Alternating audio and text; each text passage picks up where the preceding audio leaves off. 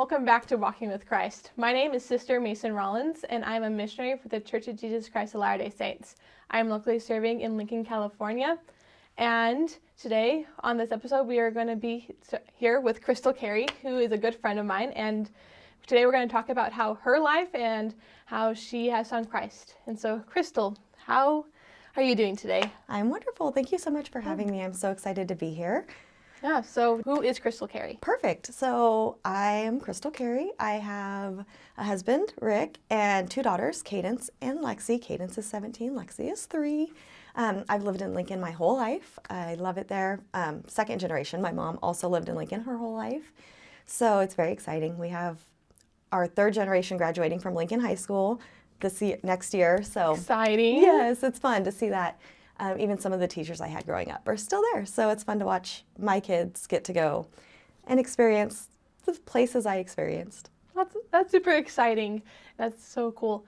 So when did your journey with Christ begin? Just to begin with this episode, just wondering how did you find Christ? Okay, so I grew up in a household that always believed. We always had faith, but we never went to church. It was just not something that we did.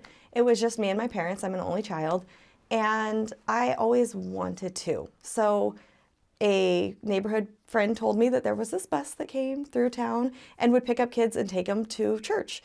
And so I did. I, by myself, hopped on this bus, went to church with my neighborhood friends, and I would do that. And so I kind of just found a way to include something that I felt like I needed to do in a way that was comfortable. And so I did that for a while. And then as an adult, my husband had no background in any belief, really. He didn't know what he believed. And so I kind of just went to different churches with friends or on my own, and it was just kind of my thing. It was never a family thing. My oldest did go to a daycare with a family member that was very faith-based, so she had that, but I was kind of the only one. I just went by myself, and I knew that that's what I wanted, and I just kind of always prayed and hoped that everyone would join me someday. I didn't honestly think that was going to happen, but I just had faith and hoped and just kind of continued on doing it by myself. Yeah, and missionaries came to your door one day, right? Yeah, years ago. Yeah. I love people. I love talking. I'm a people person. So when they came to my door, I thought, I already have a church I'm going to at the time, but these people are away from their homes, away from their families, doing such an amazing thing that they believe so strongly. And so the least I can do is offer a bottle of water, be a friend, always be a smiling face for them to come visit. So that's what I did for years. They would come by and I was nothing more than an offer of water, a friend, sit on the porch and talk. I just wanted them to know that through all the negativity that they might face, I didn't know what they faced, but I just assumed that there's probably mean people out there. So I just wanted to be very positive and be a friend to them, and that's what I did for like 3 years. And then when COVID hit, there was a little lull in my friends coming because the world was kind of crazy. So the next set of elders that came, I had been praying the whole time I'd met with missionaries. I always had prayed for guidance in my day-to-day life. That was always something I've done. And this last set, I just kind of felt like I needed to ask questions. And so I went with it. The next time they came, it turned it from being just a friend offering water and visiting to, I don't mind accepting a Book of Mormon. I don't mind answering some questions. And so when they gave me the Book of Mormon and my first pamphlet, I read the pamphlet, took notes, did highlights. I was like, I felt immediately like I want to be baptized. So the next time they came over, I said, okay, what do I need to do to be baptized? Like, what is this journey? Because I just feel like this is what I need to do. And so we started meeting multiple times a week to try to kind of fast track getting baptized, because once I made the decision, I was like, you're in. Let's go. Let's do this. I don't want to wait around. So they started meeting me more often. I decided I wanted to read the Book of Mormon because I had never read it. I had never really known anything about any of it before. So they gave me the Book of Mormon. I started reading, and I decided that I wanted to do it before I got baptized. So I gave myself about 3 weeks to do it. So I did it in 2 weeks, and I read the whole thing and then highlighted, went back and reread all my notes and took notes on my notes because I wanted to understand what I was reading, not just read to read. And so I never had a doubt. From the minute I decided to get baptized, through reading everything, I just really wanted to have as much background as I could since I was coming what felt late to the game. So I just really wanted to like prepare myself. So I read everything I could, all the pamphlets. I have every one of them still with my notes in them because Aww. I'm a type A personality. That's so cool being able to, go from just letting them into your home and just asking questions to literally having that much faith in Christ and be able to just have that like 2 to 3 weeks. So how soon was it from like when you met with missionaries, like officially to when you got baptized? I would say, I'm trying to think, I want to say it was about a month from like the first pamphlet to having the date and going. And that felt like forever to me because once I finished the book, it was like, I already knew what I wanted and now I'm even more secure in this decision. So they invited me to go watch a baptism. And when I did that, it was like, can I, like tomorrow? And I only had like a week left, but it was like, I'm ready, like, let's do this. So it was hard to wait. It was, once I made the decision, I was like, tomorrow's good. Like, do we have to keep waiting? Because I really tried to get through the lessons because I wanted to have all the knowledge I could going into it and be as ready as I could. You already knew like the fruit of it and you're just like, I want to take a bite. Yeah. I just want to take it and be a part of it. Yes. And I've known you for a few months now. And so I already know that you have like this love of Christ. And it's really cool because you're able to share it to tons of people. But how has like the love of Christ affected you and also your family? Because you mentioned being like the only one in your family to have a Christ, like faith in Christ. So how has that been? It's been amazing because what had happened was I already felt I had such a strong bond with Heavenly Father and such a great relationship, but I didn't realize what I didn't. You don't know what you don't know until you know. And it wasn't until I got baptized and really went through just the confirmation, everything that we went through at my baptism, and it just changed me in a way that I didn't even realize. It was my family coming to me and saying like, there was a positive change. Like that was a difference. You went to church before, you did these things before, but this is different. And that got interest. And also the amazing missionaries, because the elders that we had coming over at that time really had a way of getting my husband to come talk to them. And he would hide inside when we would meet. Like he had no interest. And he would laugh at me like, oh yeah, you're friends. Like, cause I looked forward to it. And so one day he just was like walking out and they started talking. And then he started to build a relationship with them and see the changes in me. And that really changed the trajectory for us because all of a sudden he was coming out at the end of lessons and then he was coming out towards the middle of lessons. And then he would sit through the whole lesson with us. And it was like, And I had already been baptized, but I have so much to learn always. I'm always learning. So it was just really fun to kind of include him. And then he started taking lessons on his own. And this is in the span of less than a year from my baptism.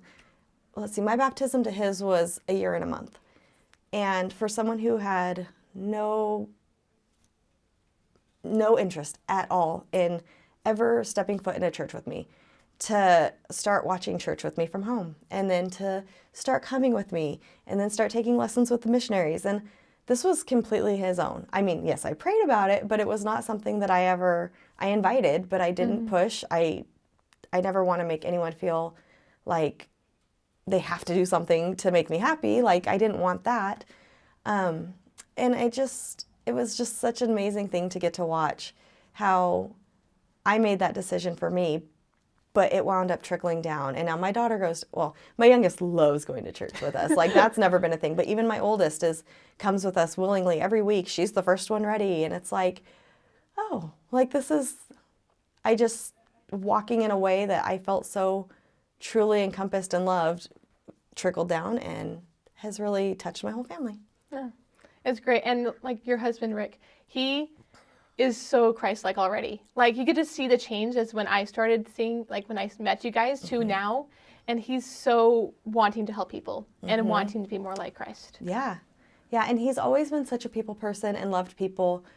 And same thing, he just didn't know what he didn't know. And it's not something he ever looked for. And when he found, for him, it was the acts of kindness that was so unique to this community of people and this fellowship. Like everything about the church was different than what he had experienced. Because again, I've gone to church my whole life, and he's never seen, these people that we had never met show up with cookies and want to get to know him and be so friendly. And these people that never met us, bring us meals when they knew I was sick, and just things that we had never experienced. The love and outreach of people who had never met us before.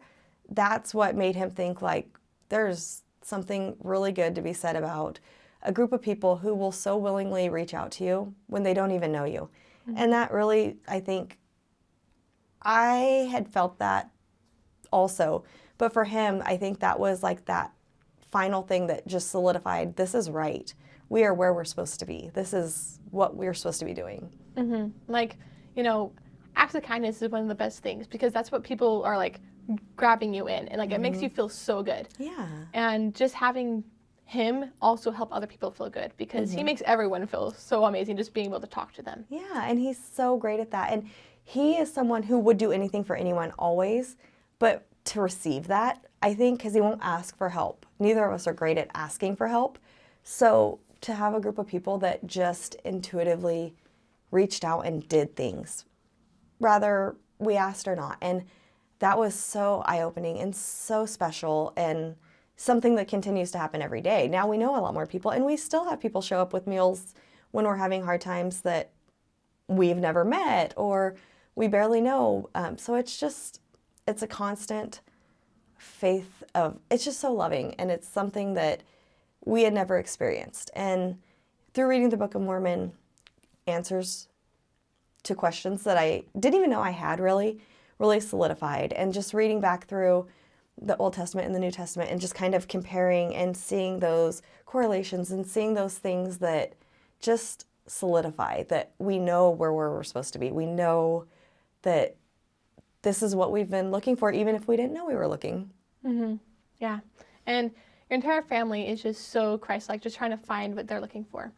And, Christ can help you through tons of experiences, and it sounds like you've gone through a lot. So is there a good experience that you have relied on Christ for in your life? Yeah, two specific that really stand out to me. Even before I found the church, back in 2014, was diagnosed with MS. And what is MS for? Yeah, I don't really know what it is. Exactly, I didn't either, so good question. It's multiple sclerosis, and it's, for me, lesions on my brain. So basically like the protective coating around the nerves in your brain and spine and optic nerves. It's like the cell phone cord. And what happens is my immune system is eating away. So like when you bend a cell phone cord and it loses that connection, that's kind of what happened. So I have scar tissue around that protective coating that has stopped the signal, the nerve signal, from reaching my brain and my eyes at times. So it's really affected my left side. I have tremors really bad. Sometimes I can't walk very well. I usually have to wear a brace. Sometimes I have to use cane, sometimes a walker, sometimes a wheelchair. It depends. It makes it hard for me to find my words a lot of times. But it was something that I knew nothing about. So when I was diagnosed, I didn't know what they were looking for. I just knew that I lost the feeling in my left side. And I went into my doctor, and he sent me to a neurologist. I had no idea what we thought we were going to find. They did a bunch of testing, and he emailed me and said, "We found multiple lesions secondary to swelling on your brain." And I had no idea what that meant. And it was like, well, that's scary terrifying. And it's an email. And he ends the email with, "I'm on call in the hospital, so I won't be reachable for a week." So I just didn't know what was going on. What? And as always, I was in the perfect place to get that email because my teacher, I was in school for massage therapy, and my teacher's mom had MS. And so she was like, "I can tell you what they're saying because I know what they're saying here because I've experienced it with my mom." And so she kind of helped me. And I took about 10 minutes of like crying in fear and what does this mean? I don't know what this is going to be for us. And then I had an overwhelming feeling of, this is so you can help people. Because I was in school for massage therapy to help people. And when I lost the left side, the feeling, I no longer could do massage. So I graduated with a certificate and a insurance, and I could practice massage therapy, but I couldn't physically do it anymore I never got to practice. So it was something that was like, well, I was already wanting to help people. That's why I'm on this road. And now I can't do it in the way that I thought I could. But had I not been in that school with what I was doing, I wouldn't have the support I had that I needed. So I needed that, even though I couldn't practice. And it was something that I just knew, this is to help people. Like, I can handle this. My family can handle this. We're in a place of strength where we can get through this. We call it finding our new normal. So every day we just, because every day can be different. Sometimes I wake up good, bad. Some days I can drive, some days I can't.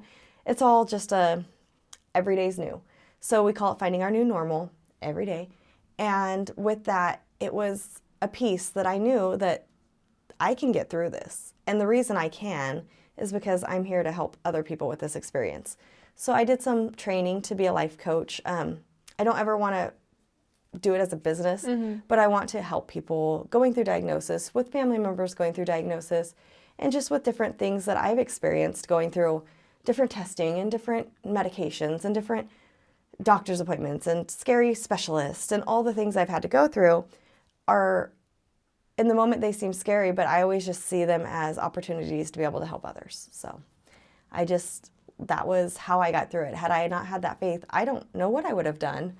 So had I not had that feeling and that prompting that, no, this is good, this is okay. It may be not what you expected, but it'll get you there. Yeah, and it's like God was just trying to point you to the right place, you know? Like if you weren't at the massage therapy place, right? Yeah. Like you would have never known what it is for like that week. And you could have been like scared and you just felt overwhelmed. Yeah, like, and I had this family in place because in that school, it's such a specific thing, and it's almost like therapy every day. We're all teaching and learning from each other, and it's very vulnerable. So having that group of people around me who we had already been through so many months of being vulnerable and learning together was just the perfect support group to have during something scary. So it's just like how the friends helped you, like they're like Christ-like in their own little way. And now you are wanting to help people back, like just like how Christ, like how with Christ in your life. So how are you serving people now with like a new look of Christ? I think that I have changed. I don't know how to explain it. Basically, for me, I started praying to treat everyone in a way that will help them see Christ. So instead of focusing on kind of what I'm doing, I'm trying to focus on making sure every action and everything that I do will show them that love or make them feel like, I wonder what she's doing to be that happy, or I wonder what she's doing to be where she's at. And I want to shine His light through everything I do. How I treat people, how I respond to things, how I am in my life. It just helps me be more positive. So I hope that I'm serving people in a way of showing them love and the love of Christ in everything I do. Charity is like the one big thing, because we are all told that if you like pray for charity, you'll be able to find that joy to find like serve people and like to love them as Christ and God loved them, like your own little children and like your little friends. It's just it's so cool to see it actually apply in your life. Yeah, and even just in our ward, just the amount of love and the people that have touched our lives it's this family that I never knew I needed and couldn't live without now. It's unbelievable how much you help people. It's so cool. Thank you. I hope I hope to always be that. I hope to always be there for others and just be a light to them if nothing else. So we're going to close up this episode a little bit. So I just want to ask, what would you say to someone who's starting their journey on with Christ? Ask questions. Like, that's something that I wish I would have done way earlier in my journey, because we all have these things that we not judge, but just things that we think we know, or maybe we do know, but we don't know the whole story. And so if you have a question, ask it. I mean, the worst that can happen is you don't like the answer, but there's a really good chance you'll love it or find something you didn't know you needed. So I think that I wish I would have asked questions sooner. I say that, but I know that our timeline was the perfect timeline. We experienced a lot of things after my baptism that were very much set to rattle us with my husband's health. And through that, it brought him closer to Christ. It helped me having this family in this church has been life-changing in so many ways, but it's just something that I wish that I would have asked sooner, but I know that where we were was exactly where we were supposed to be because we were set up for such success in such a scary time. Christ has his own plan for you. And I know there's a little plan for each one of you, especially for your family, and be able to ask those questions at that right time, especially if you want to do it sooner. But that right time was just the perfect timing for you. Mm-hmm. And thank you so much for coming and joining with us today and talking about your life and your experiences. And do you mind sharing your testimony about Christ with us? I will try my best. I feel like I said, I've always felt like such a strong connection and relationship, but I just have really leaned into trying to share his love. And through my studying and my research, I've developed such a love for Joseph Smith and such a love for our prophet. I cannot imagine a world where I didn't listen to these conference talks and learn from these amazing, amazing people. And I just have never known a more true love and life in church and gospel. Like, I want everyone to know and feel what we feel and what I have experienced. Not the bad, but I want everyone to experience the good that I felt. Mm-hmm. And I truly believe with my whole heart in our prophet and in this church and just everything that I've learned so far. It's just so strong. Thank you. It's been such a good, amazing experience to hear from you, myself, me, also everyone who's watching, be able to hear about your experiences and your testimony about Christ. But thank you so much for watching Walking with Christ with us. We hope you tune in next week, the same time, same place, and we will see you soon. Bye!